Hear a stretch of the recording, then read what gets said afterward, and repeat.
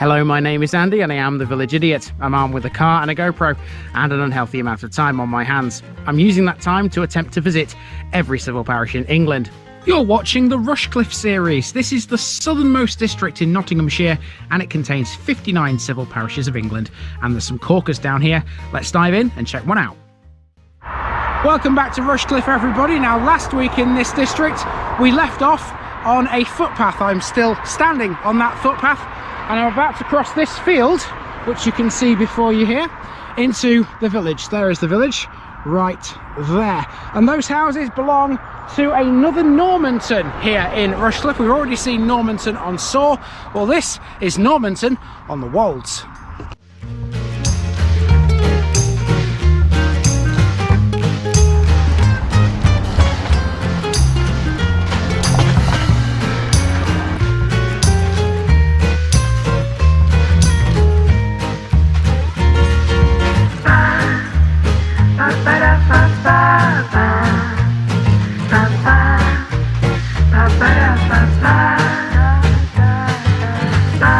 Here's my disclaimer for people who may be watching me for the first time. I say things as I would in my native accent and dialect. As a result, I may not pronounce things in the same way as the locals do. Remember, I'm a visitor. It's impossible to know everything. Leave me a comment, spin me a like and bash that subscribe button. Let's get to today's parish video.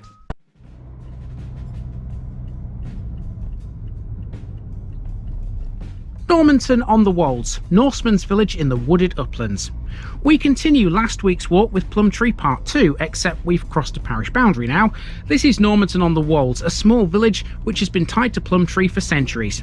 This is another Norseman's village, this one set in the beautiful surroundings of the Nottinghamshire Wolds. Although practically conjoined to Plumtree, it's quite different from its near neighbour. The land here is mainly agricultural and green belt designated, and the village sits in a shallow valley sandwiched between the A606 and rising hills to the east towards Cotgrave, Clipston and Tollerton. Normanton appears and feels very hidden away. This seclusion makes the southern end of the village in particular a very attractive place, owing to its peaceful setting. Most of the houses at that end of the village are set in their own grounds, protected by red brick walls and mature trees and hedgerows which run along the length of the village street. The north is a very different affair. While still quite quiet, generally speaking, it's more about wide open plan gardens and sprawling plots, featuring driveways with more than a few expensive cars in them. It's all glued together by the Plough, Normanton's pub, the village's most popular feature. Let's get a shift on and go and see it all.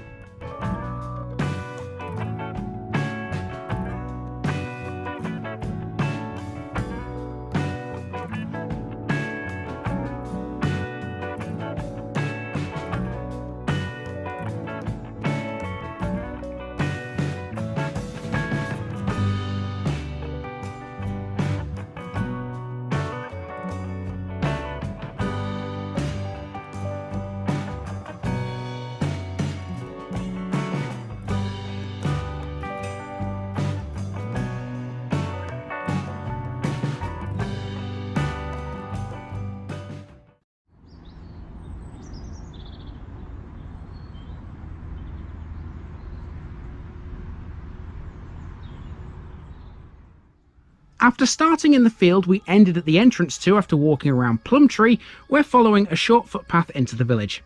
This crosses a stream, one of two in Normanton that join each other just south of Church Gate. The streams almost make Normanton an island, but not quite.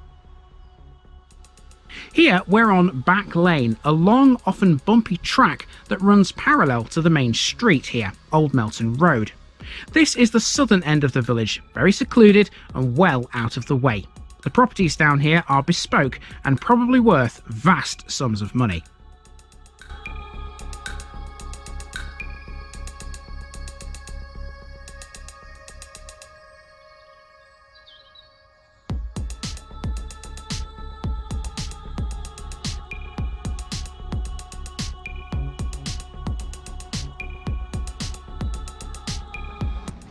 After following back lane and admiring some of its exquisite properties, we find ourselves at a junction where one of the better known buildings in the village is located.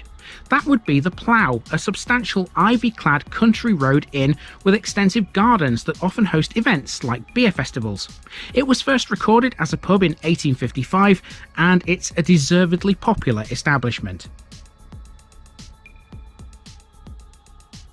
Now on Old Melton Road we have the War Memorial. This one was unveiled in 2014 and it's here in remembrance of those who lost their lives in World War I, a total of 6 men.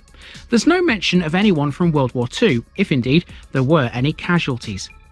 Not far away from this you'll also spot a bus stop.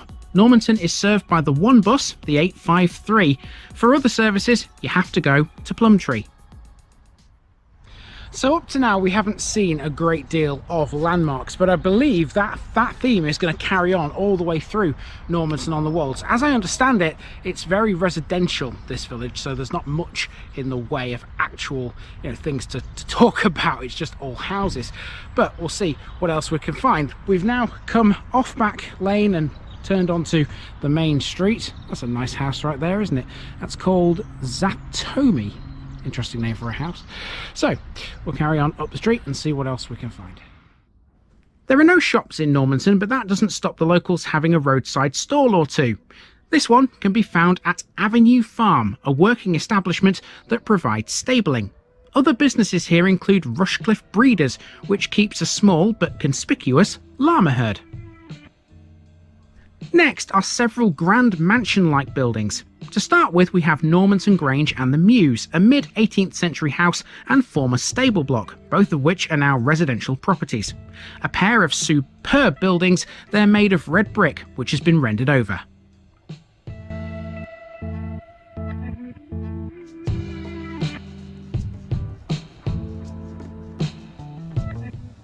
Just up the road is Normanton House, possibly my favourite property in the village from an architectural standpoint. Again, this is a late 18th century building, but it's had some 19th century alterations. Houses like this make you wonder who's lived in them over time, don't they? The same can be said for Normanton Manor, almost directly opposite. Note how all of these exclusive homes are set back behind huge high brick walls with long driveways. 4 of Normanton's buildings are Grade 2 listed, but madly, this isn't one of them. Speaking of lists though, you can all tick this one off your Rushcliffe list now. Literally just outside the manor house is the parish notice board. 12 down.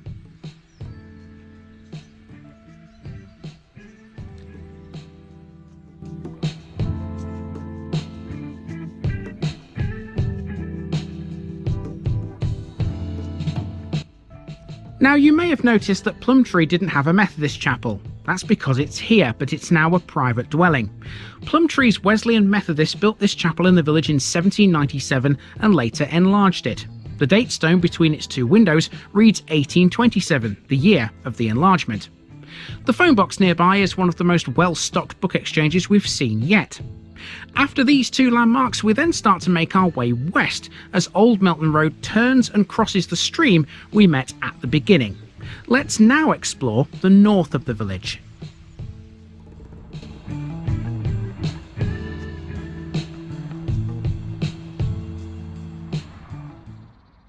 Okay, so final section of this one follows this path into another housing estate. It brings us onto a road that's at the top of Normanton-on-the-Wolds, the northern part of it, and then we'll end up coming back down the main road, back to where we started in Plumtree.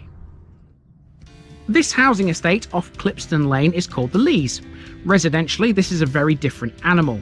The high red brick walls have become open plan gardens, but the houses are still massive. Some of these properties have been described as very exclusive in online reviews, and it's not hard to see why Normanton-on-the-Wolds is often considered one of the most expensive villages in Rushcliffe in which to live. This estate is only mirrored by the far end of Clipston Lane, which is where we find ourselves next. We're now heading for what could be termed a village green. This stone is one of 2 memorials located at either end of the village. This one celebrates the millennium. The second stone, located near the junction of Old Melton Road and the A606, marked the Queen's Golden Jubilee in 2002. And speaking of the A606, As you've probably already worked out, the A606 hasn't always been the main road in Normanton-on-the-Wolds and Plumtree. Before this existed, the two villages were once connected by Old Melton Road, which was the main street through Normanton, but also once the primary route for travellers between Nottingham and Melton Mowbray. All that changed in 1930 when this brand new bypass was built, cutting out both villages. It split Old Melton Road into two pieces, and on the Plumtree side, it's now a dead end. You may recall from last week, that's where I parked. And there you go, folks, that's not just another one, but it's also two down in the district of Rushcliffe, the borough of Rushcliffe. Two for the price of one, eh? You can't get better than that, can you?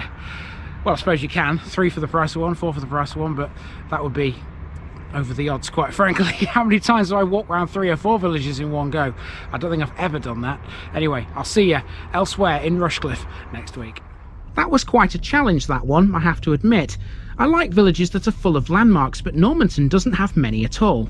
That said, it's still a cosy little place, isn't it? It minds its own business, happily tucked away in its valley, without a care in the world. A bit like me on a good day. I'll see you next week for more here in Rushcliffe.